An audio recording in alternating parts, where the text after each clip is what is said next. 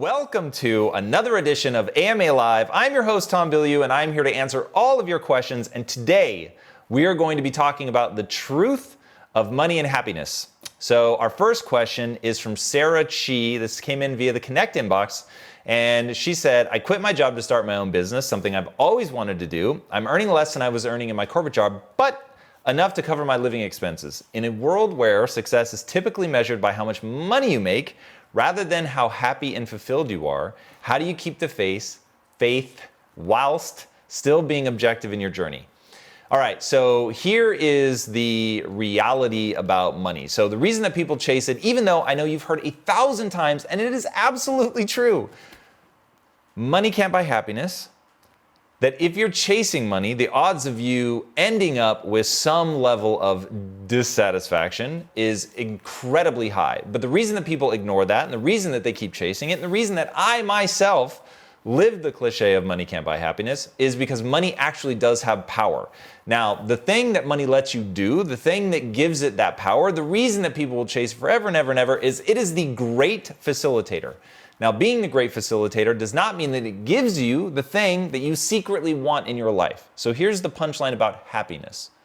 The goal of all of this, the goal of this game of life that we're all playing, it is not money, it is not success, it is entirely brain chemistry. It's entirely how you feel about yourself when you're by yourself. It's about being deeply fulfilled. It's about being proud of who you are. Now, those are all, for me, synonyms. It's the same thing, which I'm just going to shorthand to fulfillment.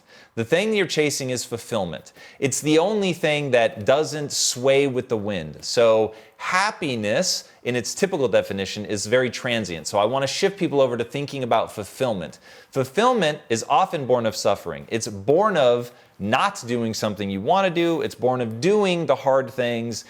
Being proud of yourself comes from that. Being proud of yourself comes from working your ass off to acquire a set of skills that, by the way, in and of themselves, in acquiring it, you found that pleasurable. It's something that you're interested in. You've hopefully crafted, developed, built a deep passion around.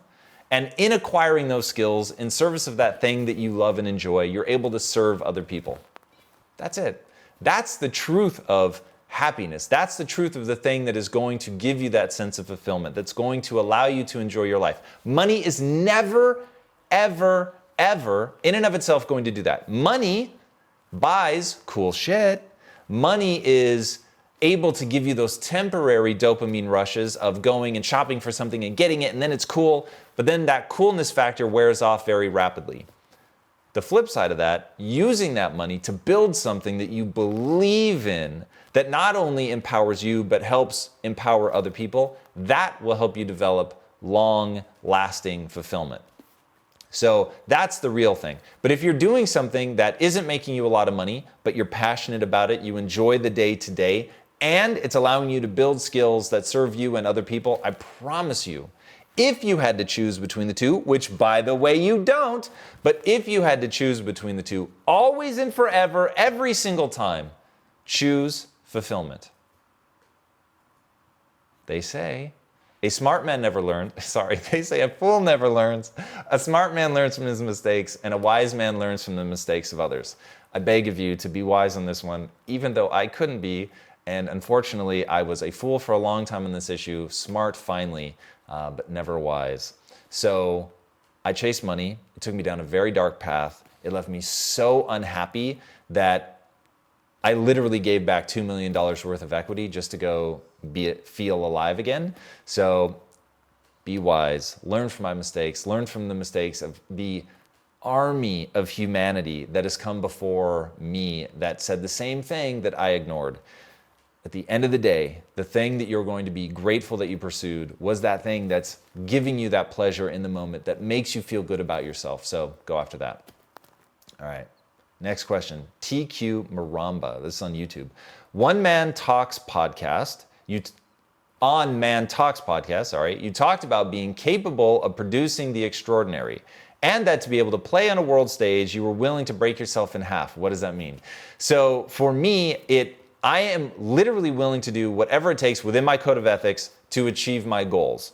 So that's what I mean by break myself in half. I'm willing to work literally Monday through Friday, if I'm awake, I'm either working or working out. So to the point where I brush my teeth with my headphones on so that I can get the last little eeks of the day out. From the moment I wake up, I go immediately to the gym, I work out, and then I immediately do my morning routine, which I've gone through so many times, I won't waste my time with it now, but I go right into that immediately, and that carries me all the way through. So like today, I woke up at 4:15. So I wake up around that time every day, somewhere between, let's say, 3 and 5. That's my typical wake up window. And I'm going to work out from that moment until I go to bed, and I go to bed at the same time every night, which is 9 p.m. So somewhere around about 8:45 is when I begin my nighttime ritual of brushing my teeth and all of that. But even then, I am listening to a book or something along those lines. So that is what I mean by break myself in half. And then on the weekends, by the way, on a lazy weekend, I probably work 5 to 7 hours a day. And then on a hardcore weekend, like last weekend, where I was working literally until midnight on a Saturday, I'll clock, say, 13, 14 hours of work. That's on a weekend. So that's what I mean by break myself in half. Now, the whole point is that I'm building something that I believe in. I'm building something that gives me a deep sense of fulfillment. I believe that not only am I empowering myself and making myself stronger and more capable of the things that I want to do and the things that give me joy and give me more energy than they take, but that I am doing something that serves a lot of people, that goes way beyond me. And the not so secret thing, I love the puzzle of seeing if I can figure out something that other people can't figure out. That is a deeply enjoyable pastime of trying to improve myself, to learn enough, to think of the problem in a new enough way, to challenge my own assumptions, to do all of that, to be able to see a problem in a way that nobody else can, to see a solution that nobody else can see. I love doing that. So all of this energy and effort, it is in things that give me more energy than they take.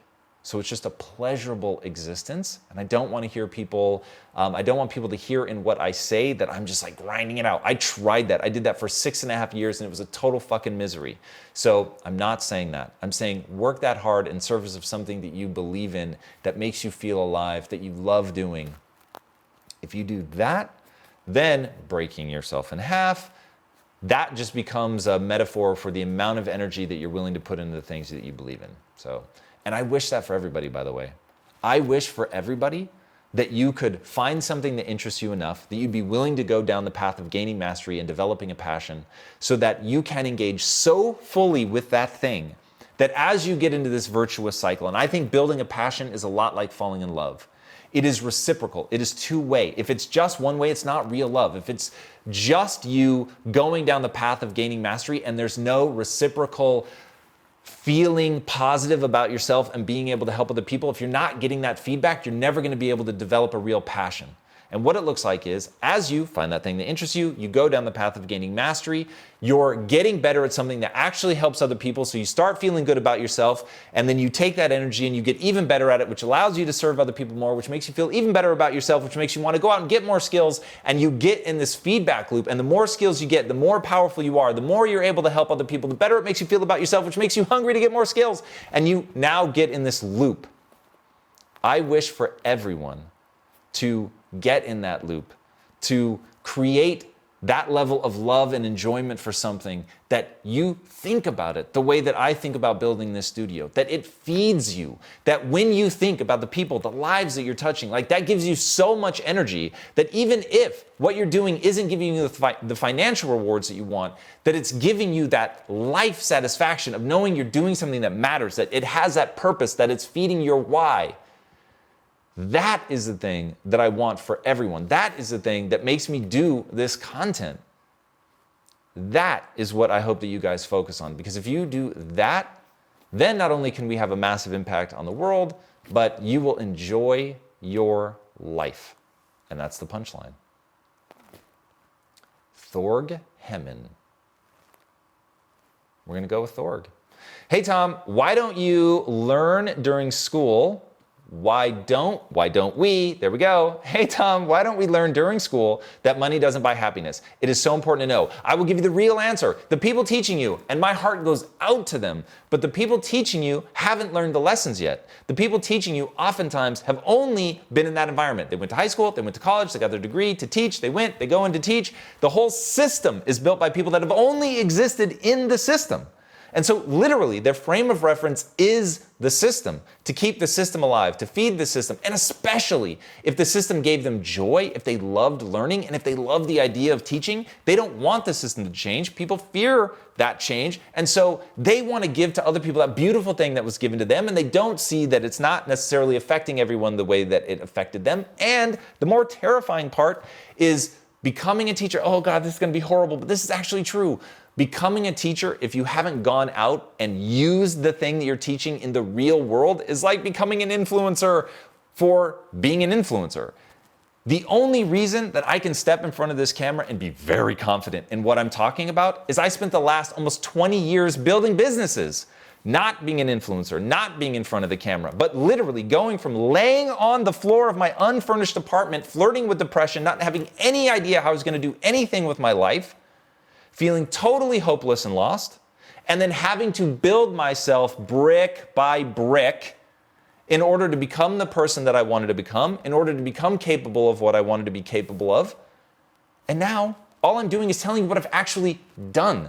So it's not me coming on here telling you how to build a following because I built a following, and I built my following by telling people how to build the following. And so it becomes this like really fucking weird loop.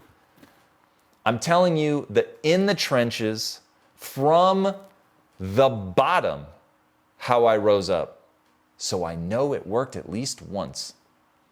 And that gives me the power to come on here and give you nuance that you're not going to hear somewhere else. And that is why teachers usually aren't able to give you such a different perspective, because they're still chasing the same things. They haven't learned that lesson about money. They're struggling enough that money is still a major factor in their life. Because until you get all of your needs met, until you have enough disposable income that you're not sweating every bill, and I remember having to choose what bills I paid during the month, until you get past that, money is an overwhelming amount of what you think about. So there's no way that you're going to be able to teach people that money can't buy happiness. Because let me tell you, poverty can't buy happiness either. And we have myths on both sides of the equation. People that tell you that money is the root of all evil, that's a myth. People that tell you money is going to buy happiness, that's a myth. The truth, unfortunately, for the most part, has to be experienced by people. That, man, if we could snap our fingers and create a world where people had to go out, build, and do things for 10 years, and then come back and teach, and that we rewarded people handsomely for doing so, that would fundamentally change the education system. But that is so easy to say and pretty much impossible to do. So I have many, many times said I am not the man to fix the education system. So take my pontificating for what it's worth. Next up, Noelle Elise, Facebook. How do you suggest chasing your passion career-wise when you have children and bills that demand you stay the course of making a safe and reliable income to survive? Okay, so this is brutally hard. And everything I'm about to say, I want to preface by saying you're in a super difficult situation. I don't want to cheapen that at all. I just hopefully want to give you a slightly different perspective. Now, when you have kids, which this is one of the reasons I don't have kids, there are people that are impacted by your decisions, and making sure that you provide for them and take care of them, that is noble in a way that I can't explain.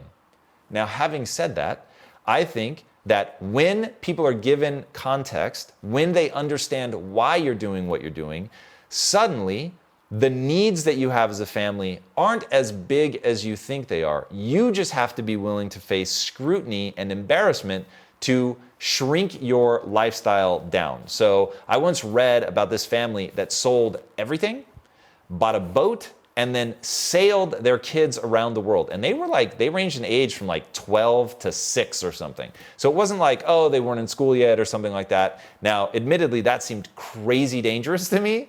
But pretending that there's a way around the dangerous side of it, I thought that it was just immeasurably cool how little they really needed to get by and to sail around. And it was just an incredible story of cutting their expenses to essentially nothing and showing their kids the world, different cultures, educating them on the boat. They had time to read. Obviously, they weren't wasting any time with social media. Like all of that stuff, all the things that people complain about being these time sucks and stop people from really discovering who they are and discovering all these different things.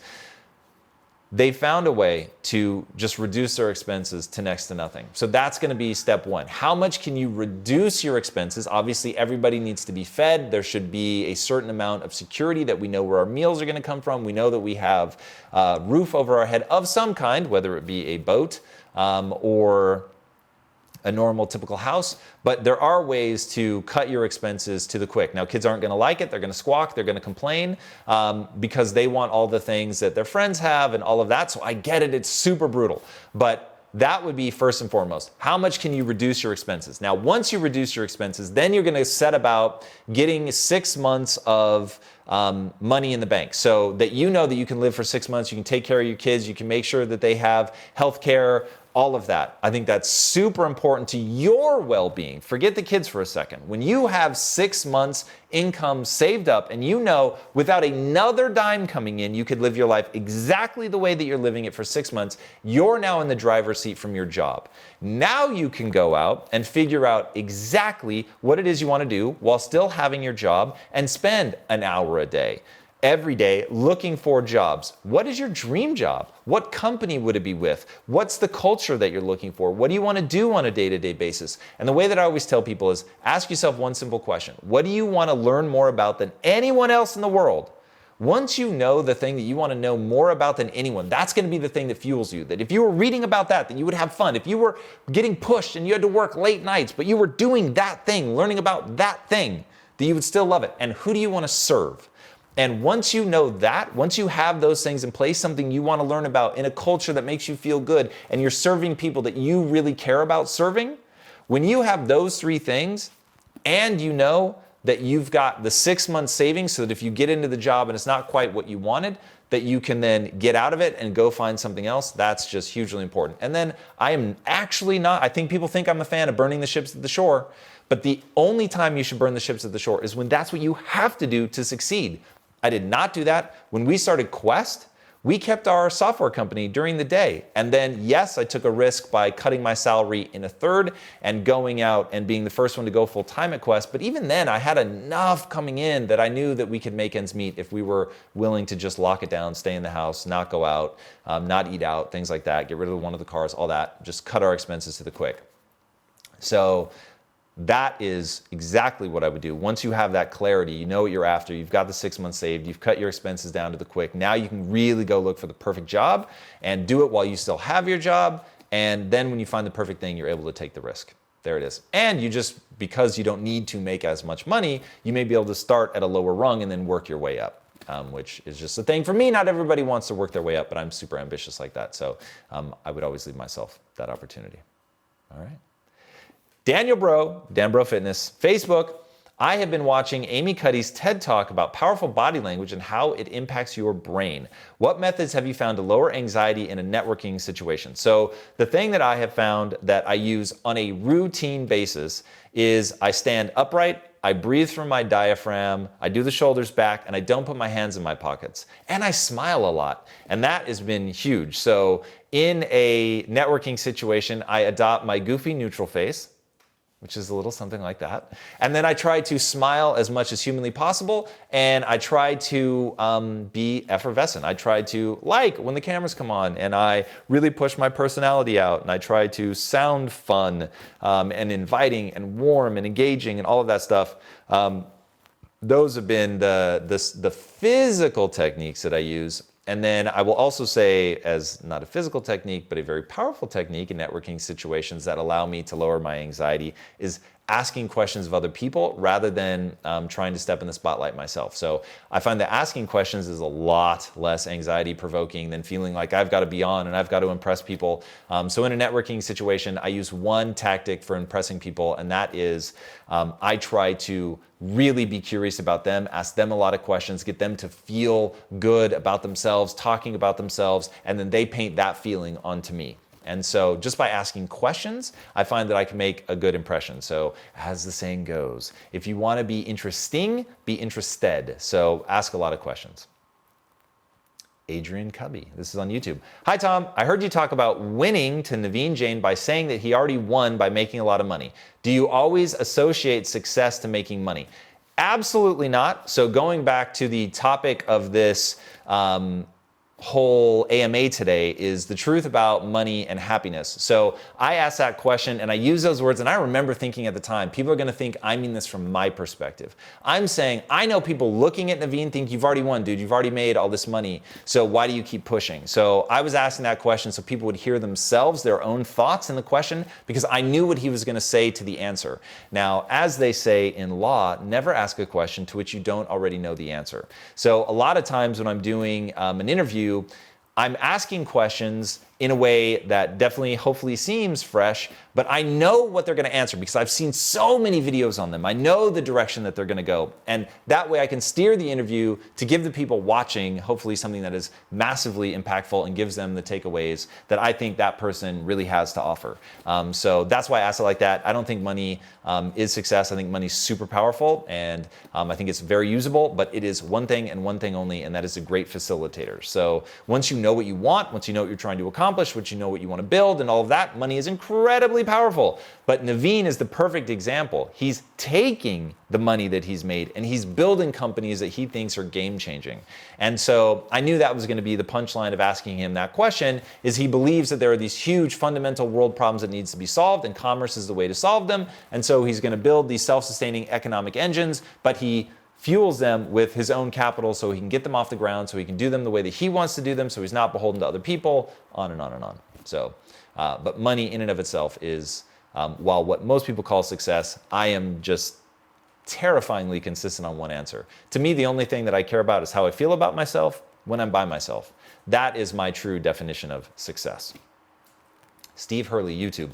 Hey Tom, I like my job now, but the pay is very meager. Should I take a job I'm not passionate about with a kill date when I'm in a better position financially so I'm no longer making ends meet? I'm super open to that strategy. However, I will say that there's almost certainly another way to go about it, which is to find a job that's in that zone of things that you like, in your wheelhouse, the thing that you want to do, the universe of stuff that you want to be around that pays more. And it's probably maybe not just as easy, because I'm guessing you're asking this question because there's another job that's already presented itself that you could take, but I'm guessing it's going to be almost as easy to just go out and find a job that's in line with what you want to do, in line with what you want to get great at, that's going to pay more and more as you bring more and more value. So I would focus on that. Be in that universe of things that you want to do, but I've got no beef if there's some unique situation in your world where you know I could go, and I remember people back in Tacoma used to do this all the time. They would go spend a summer in Alaska fishing, and it was a super brutal job, but they could make a ton of money doing it, and then they would come back and use that money to do something else. So by all means, if you've got that opportunity, I've got no hate for that. Personally, having done that where I ended up chasing money in a position that I thought was like surefire and gonna make me all this money, and then it didn't, and it took me years of my life to finally realize that, all right, the struggle is guaranteed, the success is not, so I would much rather pursue something that I really care about, and that's when we built Quest, which ended up being way more successful. But Quest was born out of me saying, I'm not just gonna do anything to make money, I'm gonna force myself to only do something that I actually care about and care deeply about, and so I'm gonna go down that path, and hey, if it allows me to make more money, amazing, and I certainly worked to make sure that the foundation was there so that it could make me more money, that I could move up, that it could grow and be bigger, but I was chasing fulfillment. So that is my suggestion to you. Tamira Benitez, YouTube. I found out my definition of happiness doesn't list any feelings. It's all basic material stuff. If there was one thing I could do to change my definition of happiness, what would that action be? That action would be to really go recursive and go inside yourself and figure out the times where you feel most alive and you most feel like, I want to bottle this feeling. What are those moments? What is creating that? And while I'm going to guess that you get like a pretty rad feeling when you buy something that you really wanted, that you see that that declines and that there's no way for you to sustain that. Whereas there are going to be other things where it's you're learning something new and you think, whoa, this is so cool. Like I want to learn more about this. I want to read about this. You're losing track of time. You're totally swept up in that thing. You want to talk to your friends about it, all that stuff. And here's the real thing. There's no insecurity around it. Now, here's the problem with money. When you buy something and you think it's cool and you want to show it to your friends, in that moment, there's a deep sense of unease and insecurity because you know if your friends reject it, they laugh at it, they say it's not cool, all of your emotional energy and attachment to that thing will go away instantly. The reason 99 times out of 100 people want to buy something cool is because it's going to impact other people, which now means you're beholden to the way that they think about it. And so you have that sense of, what if they don't think this is as cool as I do? And you know that if they don't, that then yourself, that feeling of coolness will go away. When it's something that you just love, when it's something you find interesting, when it's something that you've gone deep, and I'll use music as an example. So let's say you love playing the cello. Everyone else thinks that the cello is fucking stupid, but you love the cello. Because the way it makes you feel when you play it, when you're able to express yourself in a way you're not able to express yourself in words, when you write something down, or in any other way in your life, nothing makes you feel like you're really externalizing your internal state like the cello. And so you work and you practice and you fumble and you get better and you work through the things that you're not good at, not so you can impress other people. That's awesome and you love it. And when people love your music, you are way into that and that feeds you and you enjoy that part of it. But even if they didn't, even if they laughed at you and you felt terrible about yourself, you'd want to play the cello. You'd want to go home and be by yourself and play this thing to really get that emotion out of yourself. That is the thing that I hope for people. That's the thing that you should be trying to cultivate in your life. That's what you need to look inside and find that thing. What's that thing? That when people hurt you or you're feeling down, what do you turn to? When you find that thing, that's the vein that you want to go hard down. That's the thing that you want to cultivate in your life. And when you start turning inward and looking at that and realizing that that's not something money can buy. That's you pouring yourself into something that makes you feel alive, that gives you that energy, that's not beholden to what anybody else thinks. That's the magic. Go after that. Jayla Ali. How important is rest and how much do you get of it? I'm trying hard at the moment to pursue my dreams, but sometimes I feel out of balance because I lack sleep, for example. All right. Boys and girls, I'm telling you, I'm just going to be super arrogant for a second. I built $1 billion business without setting an alarm. Prioritize sleep. I work a lot. In fact, I'll take the Pepsi challenge. Anybody that wants to go head to toe with me in terms of what you get done, not just raw number of hours aimed at a computer or whatever it is that you're supposed to be doing and performing totally suboptimally. I'll just take the Pepsi challenge on that. I always prioritize sleep. I always prioritize my psychological optimization. So for instance, if I'm working around the clock, this happened not too long ago. I was just working so many hours and it ended up encompassing too many things that took more energy than they were giving that I started to feel anxious. In fact, I started to feel claustrophobic. That's exactly how I felt. I wanted to crawl out of my own skin. I don't know how else to explain it. It's just like, it was driving me nuts.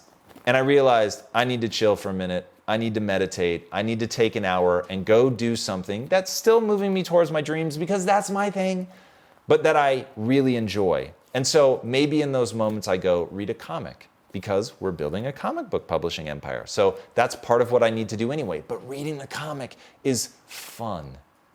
I also need to meditate and just literally breathe from my diaphragm. So get the sleep that you need. That's super critical. You do not need to set an alarm. Sleep as much as you need to. And by the way, if you're doing things that are exciting to you, I know people, some of you are going to believe me because hopefully I've earned the credibility with you up to this point, and some of you are going to call total bullshit. You can ask my wife. I can set an internal alarm clock in my mind only if I'm excited about something or really stressed out, but that's a whole nother thing which I try hardly to do ever. But when I'm really excited about something, I can set an internal alarm clock. This morning, I told myself, wake up at 4:15. What time did I wake up, boys and girls? Not 4:14, not 4:16. I woke up at 4:15 because that was the time that I told myself to wake up. I can usually get within 5 minutes of what time I tell myself to wake up. It doesn't always work. And if I'm tired, I don't give myself that edict. I tell myself to sleep as much as I need. But when I'm really excited about something, there's something I want to get up and work on, and I'm afraid there just won't be enough time, and it's a reasonable amount of sleep. I'll say anything north of 5 hours, I can usually get myself to just wake up. So get the sleep, prioritize cognitive optimization, because then you're efficient. And efficiency is the name of the game. So sleep, sleep, sleep. I am not a guy proposing set your alarm, get up at 4 a.m. no matter what. It's not me. Go to bed early, get your sleep, meditate, get in a good, peaceful, calm, creative state so that you can really crush it. Brian Lettner, this is from YouTube. Tom, I think my goal may be too big. Anybody else going to chime in on that one?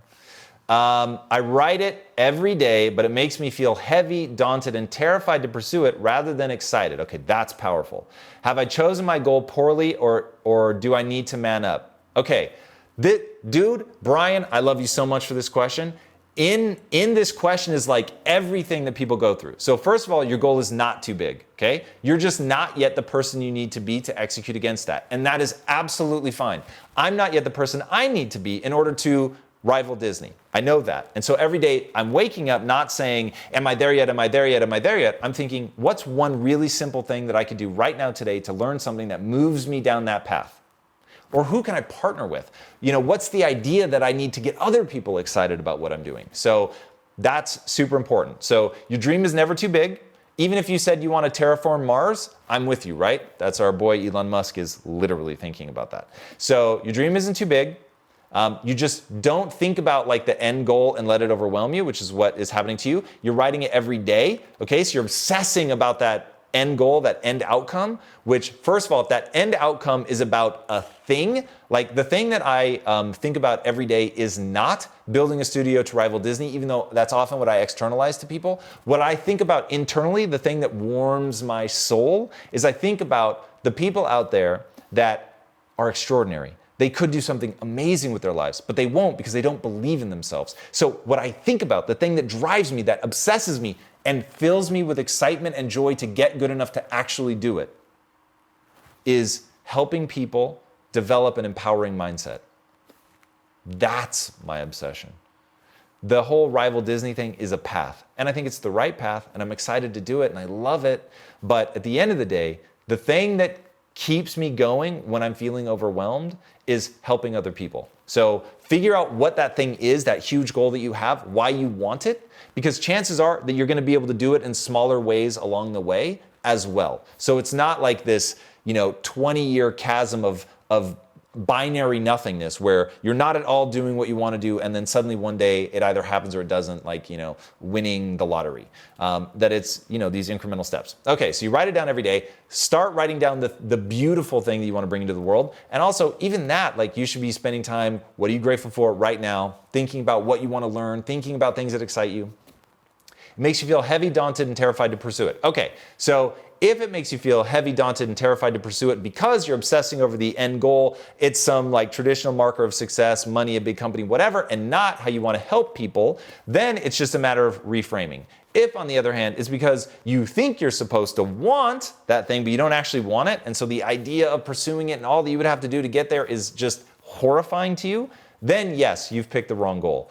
Only you can answer that question. I have no idea which of the two is true. Just remember, don't chase something because people have told you that you should want it. Literally just look at what gives you more energy than it takes. What's exciting for you? What's fun? What do you think about when nobody's looking? What do you do when you're like in your default mode? What do you go to? Reading, playing video games, whatever it is. Like that thing is pointing you in the direction of the things you like. Sports, who knows? That default thing that you go to recharge, to enjoy, to play, to have fun, finding a way to make that a part of your big grand goal is really, really important. Okay, and then the whole notion of do you need to man up? All right, manning up is awesome, and I think that pushing yourself to be more, to do the hard things is always, always, always a good idea if you've already taken the time to love yourself. If you've taken the time to love yourself and see yourself as a vehicle for potential, and that the fun of life is seeing how much of that potential you can actuate, cool, then I'm down, then man up, then push yourself, then do the hard things. But if you haven't taken the time to love yourself and be like, hey, what I love myself for is that I am human, and I am literally wired from the ground up to be an adaptation machine, meaning if I put stress on myself, pressure, and I put myself under pressure, I can grow and I can get better. And that's awesome. And that's the thing that I value in humans. And hey, I am human, and therefore I value myself for having this intrinsic potential. Now, the weird thing to me is that then some people get freaked out. I have this potential and I'm not doing anything with it. These are not the droids you're looking for. You want to spend your time thinking, that's rad. I'm stoked that I have that potential. And I want to play and I want to have fun, and I'm not going to overly or prematurely optimize. I'm going to find something that means something to me, and I'm going to put that meaning and that purpose at the center of my life, and I'm going to pursue that, and I'm going to man up in service of that, and I'm going to man up in service of doing things that I love and getting better at them and finding joy in pushing myself. But it all has to start from change comes from loving yourself. You don't change because you hate yourself, okay? Now, look, you've heard me talk 80-20, right? I spend 80% of my time there, and I do spend 20% of my time, don't tell anybody, but 20% of my time being deeply dissatisfied with myself. But that's a conversation for another day. For right now, you need to love yourself first. You need to get out from under this overwhelming pressure of this thing that you're trying to do. Just remember, you can learn anything if you put your mind to it and you give yourself a long enough timeline. If that's something that you love, it's something that you enjoy, it's something that you want to know more about than anybody else, and you actually enjoy the process of investing time and energy there, then go down that path. But man, anything that chips away at you, makes you feel less of yourself, makes you feel heavy, daunted, and terrified, we're just on the wrong path. Not necessarily to the wrong place. You may have already picked the right goal, but you're on the wrong path. You're going about it the wrong way. The whole point is to enjoy your life today. I like to remind myself, even though I'm trying to live forever, that I may have an aneurysm and not finish this AMA, right? That's the reality that we all live under. And when you remember that, then suddenly it becomes so important to enjoy today. So I'll give you an example. Lisa and I were taking a shower together this morning, which my wife absolutely loves. And it doesn't hurt my feelings either. And she was saying how she has this like impulse where she starts to feel guilty if she takes an hour off a day. Now imagine that. In your entire day, from the time you wake up till the time you go to bed, you feel guilty about taking an hour off. Okay? As much as I preach like, hey, if I'm awake, I'm either working or I'm working out. Let me tell you, the second I feel like, man, I don't want to do that right now today, I wouldn't. I'm only doing that because it gives me energy. And so I was telling her like, whoa, like you've got to remember to love what you're doing. And she was like, yeah, I'm starting to like feel like, I'm spending so much time doing things that I don't love, but they've got to get done. Again, that doesn't make sense. Even when you're trying to do something big, you've got to remember to have fun. And if you're not having fun, you're doing something wrong. So if any of you need permission, here's your permission. Enjoy your life, please. As a matter of priority, enjoy your life. Nothing else matters. Accomplishing at the highest level, but not enjoying your life, is a waste of time. Never accomplishing anything of note, but loving your life, that's a win. All right. Fleming Violona. I think that's about right. Is there anything wrong with taking a shortcut when there is one available, i.e. not using the shortcut to complete the quest, but to take it to new heights? If I can take a shortcut, I will take it every last time. I'm all about what I'm trying to bring to the world. So yeah, I don't get it. Doing something the hard way just because it's hard and you feel that that makes you tougher, that doesn't make any sense. Either you actually want your goal to come true or you don't. And so I would say absolutely take the shortcut. Now, in life, I find if all you're doing is asking yourself, what's the least I can get away with, instead of asking what's the most you can bear, you just won't accomplish as much as you want to accomplish. But at the end of the day, I'll take any and every shortcut that I can because I know that I'm going all out every day to bring as much value to other people as I can, to optimize my love of life. And it just so happens that for me, with my personality, going hard like that is so deeply pleasurable and makes me feel so good about myself and creates that thing inside of me that nobody can take away from me because I know who I am. When nobody's watching, I know what I'm doing. So that is the single most important thing that you could do. So you'll have to know why you're taking the shortcut. But yeah, man, I'm all about it. Igor Konev, YouTube. Tom, logic dictates that you should try all sorts of things to find your passion purpose, but in Start With Why, Simon says that it's the thing directly tied to your past childhood. Who do I believe? Man, believe what you feel. So I think that there is often a correlation between something that you loved in your childhood or something that was important to you or that you encountered in your childhood, but you don't need to. If you didn't encounter anything, like think about those people that were like beaten their entire childhood. Like some of the stories out there are just too heinous to even contemplate. So are they supposed to spend their entire life in the darkness because that's what they grew up with? Fuck that. So absolutely, at any time, find something that sparks your interest and go after that thing. I didn't get into entrepreneurship until I was 26, I think. And it's become one of the deepest, most thrilling passions of my life. So yeah, get after it. Find something that you believe in. Find something that allows you to build your skill set and serve other people in a way that you find incredibly meaningful. Whether it came from your childhood or not is completely irrelevant. And I will leave you with one amazing, I think it's Buddhist reference. Don't mistake the finger for the moon.